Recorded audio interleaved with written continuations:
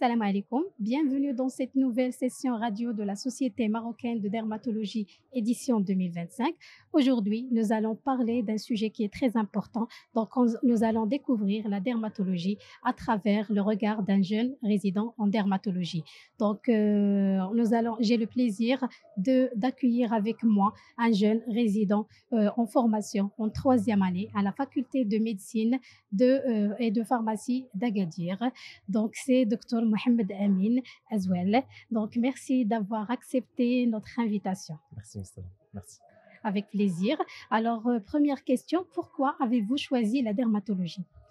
Euh, c'est une question très intéressante. Pour moi, personnellement, la dermatologie, c'est pas un métier que je fais par obligation, mais je le fais par amour, par passion. C'est une spécialité que j'aime personnellement. Oui, c'est parfait. Alors, on sait que la dermatologie, donc la formation, elle se déroule sur 4 ans. Pouvez-vous nous décrire cette formation en dermatologie de façon générale? Oui, oui, c'est comme vous avez dit, professeur, c'est comme toutes les spécialités médicales, c'est une spécialité. La formation dure en général 4 ans avec des exigences pour chaque année. On a, en plus des travaux scientifiques et de l'activité pédagogique, on a des examens qui passent chaque année et à la fin, on a l'examen de fin de spécialité pour avoir son diplôme. Au cours de la formation, on a deux volets en général. On a le volet pédagogique et le volet pratique.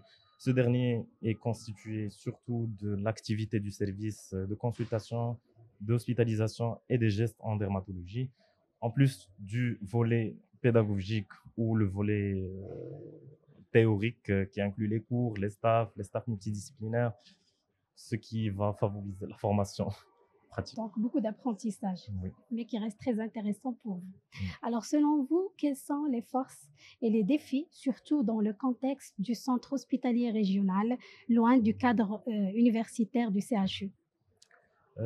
C'est vrai qu'on est un service CHU dans une structure régionale, dans un CHR, mais comme c'était mentionné par notre professeur Radin Shakiri, on est sous le toit d'un CHR, mais on travaille avec un esprit de CHU. Euh, C'était le résultat d'un travail, d'un investissement qui était très exceptionnel par nos professeurs pour instaurer un système CHU dans un CHR. C'est le fait d'instaurer des consultations, plusieurs consultations dermatologiques, que ce soit de la dermatologie générale, que ce soit de la dermatologie spécialisée. On fait des consultations spécialisées de dermatopédiatrie, de pigmento-capillaire, de consultations HIV, acné, psoriasis. On a plusieurs consultations. En général, c'est la dermatologie. En tout cas, surtout la consultation. En plus de ça, dès le début de mon résidence, on avait un planning de cours pour chaque promotion. On a plusieurs staffs pendant la semaine. Et en plus de ça, les staffs multidisciplinaires. Donc, c'est beaucoup de travail. Oui. Donc, c'est comme, enfin, c'est comme le CHU. Ça Voilà. diffère pas trop d'un service C'est de juste dermatologie au l'établissement, la sein d'un structure. CHU. Pour les défis, personnellement, je trouve que le principal défi, le, c'est le manque plus ou moins de moyens au sein d'un Oui, CHR, oui. surtout du côté matériel, par exemple, ou côté traitements qui sont dédiés des centres hospitaliers universitaires qu'on ne trouve pas vraiment dans les CHR. Oui, très bon courage. Donc, Mais Inch'Allah, le CHU va Inch'Allah. ouvrir ses portes très prochainement. Inch'Allah, très Inch'Allah. bientôt, Inch'Allah. Inch'Allah. Alors, quel conseil donneriez-vous aux jeunes médecins qui veulent faire la dermatologie comme spécialité? D'après ma petite expérience, c'est juste 3 ans au service de dermatologie. Personnellement, je trouve que les conseils que je peux donner, c'est surtout euh, être. Il faut profiter de la consultation, il faut profiter de l'hospitalisation, il faut profiter des cas cliniques qu'on voit parce que notre spécialité, c'est une spécialité visuelle, ça dépend surtout de la mémoire visuelle. Donc, le fait d'avoir plus de patients, ça va impacter ton réflexe et ton raisonnement après pour les prochains patients. Et il faut aussi investir dans l'empathie. Dans notre spécialité, c'est une spécialité qu'on voit beaucoup de maladies qui sont chroniques, avec un impact psychologique et psychosocial qui sont importants. Donc, il faut avoir un peu d'empathie envers nos patients. En plus de ça, du côté scientifique, il faut lire, il faut investir dans notre formation. Il faut profiter de ces 4 années. Oui, il Donc faut parce profiter de voilà, ces 4 parce que années, ça ça passe très passe vite. très vite.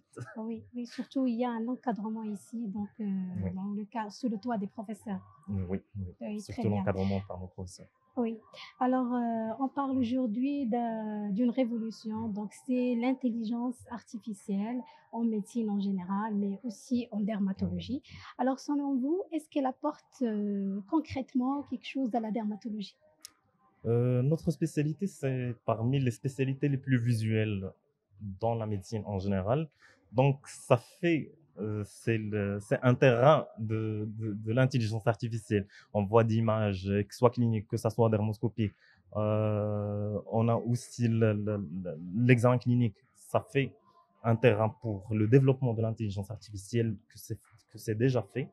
En plus de ça, le résultat de ça, c'est que on a plusieurs applications maintenant pour pour l'analyse d'images cliniques, l'analyse d'images dermoscopiques. On peut même en dermatologie faire le suivi des lésions par l'intelligence artificielle pour détecter le changement à travers le temps. On peut même utiliser l'intelligence artificielle pour avoir un schéma thérapeutique, des, pour avoir des guidelines. Oui. Je trouve c'est très intéressant. L'intelligence artificielle, c'est très intéressant en dermatologie. Mais côté formation, est-ce qu'elle peut être utile pour la formation et pour enrichir la formation d'un résident, à la place des livres, des articles scientifiques, à votre avis? Je trouve que l'intelligence artificielle, c'est complémentaire. En plus des livres et des Mm. articles scientifiques, c'est complémentaire. Tu peux, tu peux alimenter l'intelligence artificielle par les livres et les articles que tu vois intéressants et ça va synthétiser, ça va te donner une synthèse pour, tu cherches, ça va te donner la réponse exacte de ce que tu cherches de façon très rapide. Ça va pas consommer beaucoup de temps et ça va être efficace avec les références que tu as données. En plus de ça, on a aussi des GPT que tu peux créer toi-même, que tu peux alimenter toi-même. Tu vas donner une base de données que tu l'as donnée et tu vas travailler avec ce que tu as donné à l'intelligence artificielle Mais c'est pour plus avoir pratique, c'est plus facile. plus pratique. Ça facilite beaucoup la tâche, surtout dans le cadre de la recherche scientifique et d'avoir l'information, pour avoir l'information de façon efficace et de façon plus rapide. D'accord, donc c'est l'accès, elle est facile. Il est Donc facile, voilà, j'imagine. ça facilite la tâche. Oui, très bien. Donc surtout pour le moment de chercher donc des articles et des livres pour avoir une information, je pense avec l'intelligence artificielle, ça devient plus rapide, comme vous avez dit. D'accord. Et pour terminer, si je vous demande de d'écrire par un mot la dermatologie. Passion. Ah, c'est parfait. Le résidana, Le résident, pour moi, c'est l'apprentissage. d'accord. Et l'intelligence artificielle. L'intelligence artificielle, c'est l'avenir, soit de la dermatologie, soit de la médecine en général. C'est C'est l'avenir. très intéressant. Donc, et sur ce, merci beaucoup, docteur Mohamed Amin, pour cet échange inspirant et pour cet échange sincère. C'était un plaisir de vous recevoir ici dans cette session radio et à Merci. très bientôt. Merci Merci. à vous tous. Merci beaucoup.